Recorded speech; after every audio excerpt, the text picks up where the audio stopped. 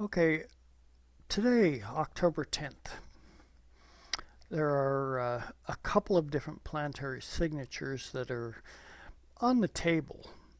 One is Mercury, how we think and communicate, and how we how we sense things. Generally, moves from Virgo into back into Libra, where it's been before, quite recently. And the other aspect is the square that's going to be happening between Mars in Gemini and Neptune in Pisces. That particular aspect, when I was considering this week, has a lot, it has a, what shall we call it? It has a longer footprint than Mercury shifting into Libra. Yeah, it'll be in Libra for, 3 weeks or so, but that Mars and Neptune, they're going to cross paths. Actually, they cross paths today at 23 degrees of Gemini and 23 degrees of Pisces, where Neptune is going retrograde right now. They're going to stay within those few degrees of each other, and then Mercury or Mars, that's in Gemini on the 30th, I believe, of this month, is going to turn retrograde, and it's going to move back toward that Neptune retrograde and cross paths with it sometime in mid-November. So you can kind of see that it's a long signature. So I'm going to look very particularly at that. We'll get to the Mercury going into Libra because it has a relevance to this whole scenario as well. Mars, action, energy, impulse in the realm of Gemini, a level of curiosity. Our thinking process is being stimulated with that impulsive Martian drive. This is not a curiosity that just kind of, comes and goes. That Mars is saying, I really, really want to know why this takes place, or I want to know everything about that thing I'm curious about. I've got these questions in mind, and Mars is not going to let me sit on my laurels and just kind of think, well, it's something going on. No, Mars doesn't work that way. Mars is a drive to do something, and that drive is focused on, where are our thoughts going? What does that mean? And what does that mean? And how can I, tune these energies together in a meaningful fashion? And then there's the Neptune, a planet with the modern affinity for Pisces, the planet that the sign that it's in currently and has been for several years, it's the realm of the deep. I think that's probably a good way to put it.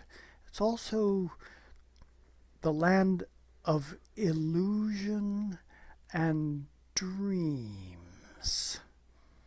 And the square aspect that exists between Mars and Neptune is going to act at some level as a stimulation to that curiosity factor that Mars is kicking up. Why are why do I have the dreams that I have? Are there factors that may be illusionary at play in what it is that comes filtering down through the dreamscape into my consciousness, and sometimes awakens me in the middle of the night with, a download of information from Where did that come from? The square is a tension, so there's a tension in the air, My curiosity is leading me into the potential of these Neptunian realms in the deep space of Pisces. What does Spirit trying right now to get my attention to pay closer attention to? And Mars in that Gemini factor, where it's going to be dancing very close to this Neptune for quite a long season, almost up to December, is saying, I really, really want to get to the bottom of this. I want to know what makes that percolation process of those dreams continue to stimulate me and lead me along paths that I don't normally follow. This is the kind of energy. Is there a tension in the air from that square? Yes, there is. These are the, Pisces, the last of the mutable signs, and Gemini, the first of the mutable signs. The mutable signs, Gemini, Virgo, Sagittarius, and Pisces, these all represent change. And to leave out the possibility that what is being stimulated by this Mars-Neptune square is not about change would really do an injustice to the opportunities that this stimulation kind of energy right now is beckoning our attention to focus on. And it's something that's going to be with us. And like any aspect that hangs around for a season, this gives it time to really settle into our pores, the deep recesses of who and what we are, who and what I am. I'm curious. I have that Mars in Gemini like all the rest of us right now. I'm curious, what deep trajectory is that Neptune square Mars going to require me to investigate? Essay question. Not a simple yes-no answer. This is something that's going to be with us for a while. And next year, Mars is going to cross over that path of Neptune again. Just for that little extra oomph, push of saying, did I really learn anything in there? What might have clicked in that moment that stimulated me to think differently? Now, Mercury, the ruler of Gemini, today shifts into Libra.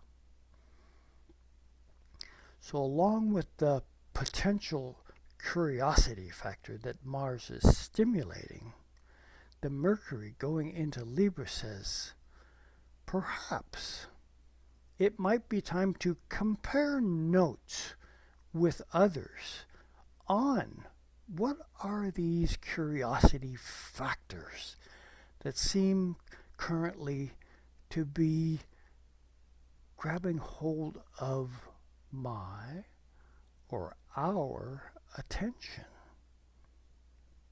Are there matters that exist likely just a little beyond, this self that I am aware of?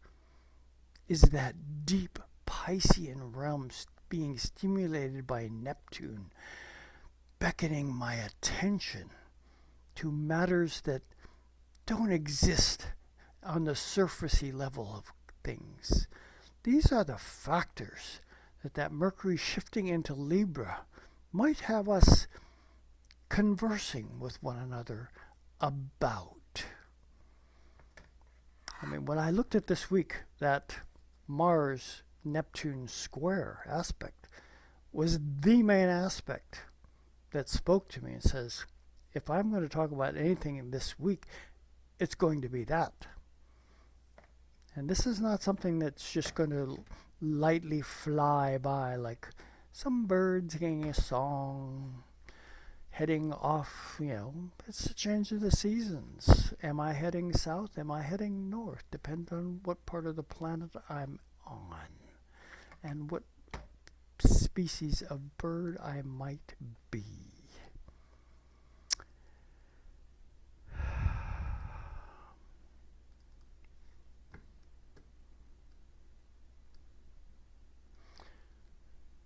Okay, this is the chart. And we definitely need to have a chart up for today. You can kind of see this nice strong square aspect between Neptune and Mars here. Yes.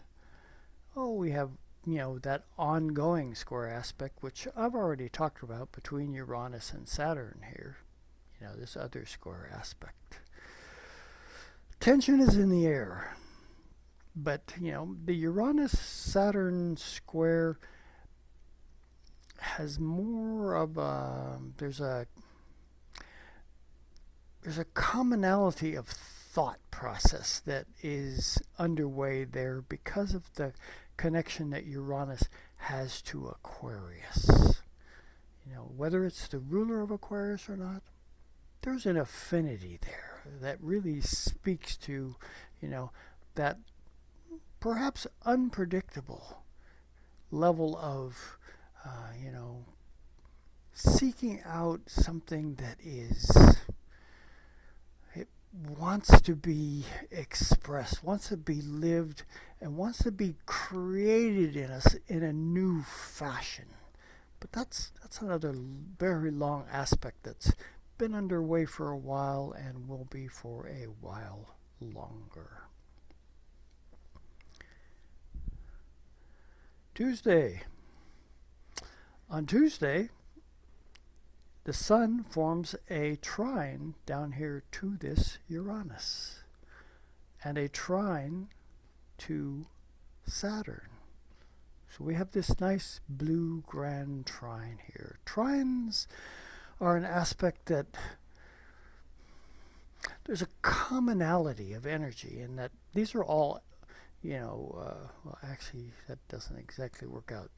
It's an inconjunct. The trine is to Mars. I see that, and it's a little wider than I generally speak to, but because we are considering that Martian signature this week, it's in play, bringing in, what are the life lessons that Saturn Aquarian kind of experience that Mars already danced quite specifically with the exact trine to it, as the Sun is actually heading toward it. Anyway, we've got an inconjunct here between the Sun and Uranus. I'm not going to really go into that. It can present some tensions, but is it worth overtly pondering? Venus, however, let's see,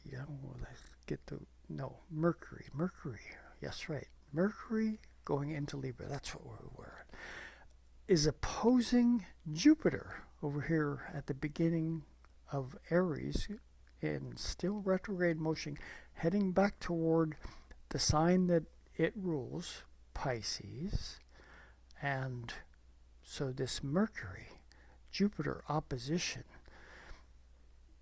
just tuning in for a moment to that Mercury coming into Libra. What is it that is going to be near the surface of what it is that I want to talk with someone else about? That's Mercury in Libra. And Jupiter, largest planet in the solar system, yes, it's retrograde. Perhaps there are, driving forces. That's a very Jupiterian kind of energy to expand upon things. That this opposition between Mercury and Jupiter is stimulating in our conversations that we have with one another. Jupiter is saying, don't think small. Don't try and cut corners on what it is that wants to be spoken about.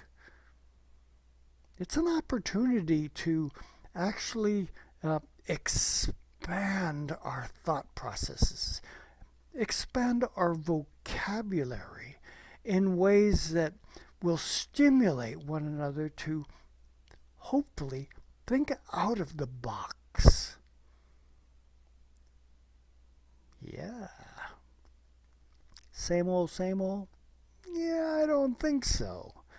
I think there's something else afoot that requires us to, perhaps utilize a little meditation.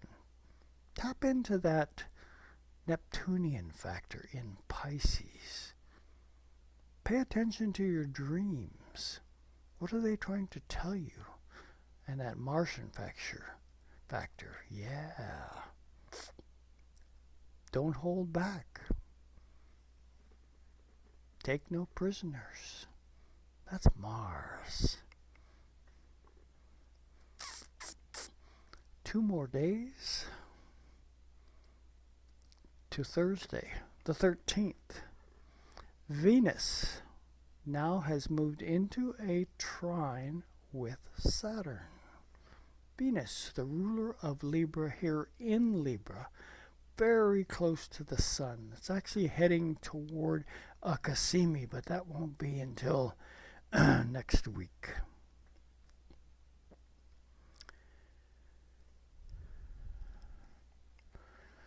Coming into a trine, one of those aspects that says, how can we best utilize this energy in an effective enough way that we're going to be on a wavelength pattern whereby what is on the table is looked at from a couple of different perspectives with the sought after recognition of some level of harmony.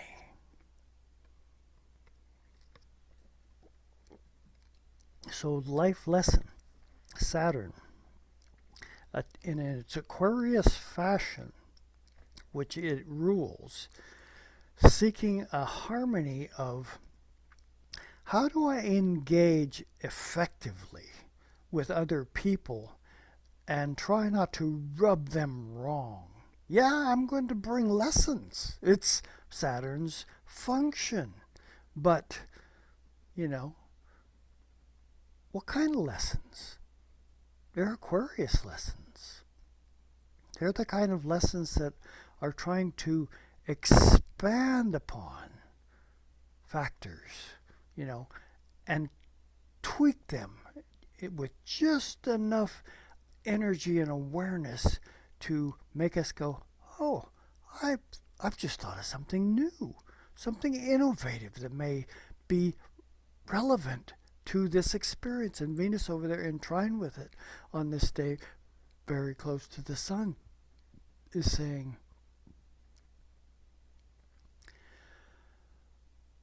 with the solar influence, there's a lot of energy available in this realm of partnership with others. How am I best going to play that kind of energy and continue to stimulate that kind of new potential energy that Saturn in Aquarius is asking me to innovate?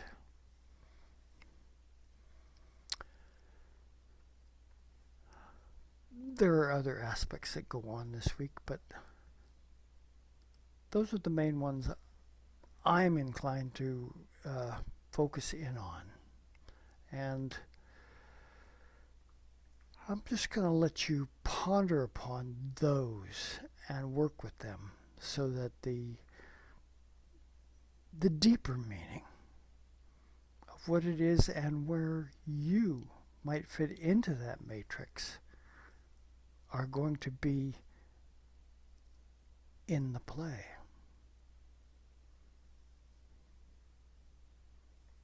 I'm going to leave it right there at that. This is a short one today, but because of that Mars-Neptune factor, it's not going to exist for only a short time.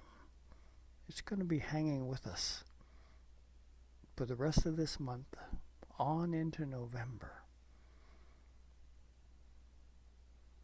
What new thoughts and how deep are they going to be beckon your participation?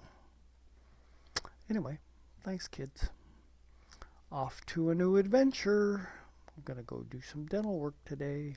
Whoopee whoopee.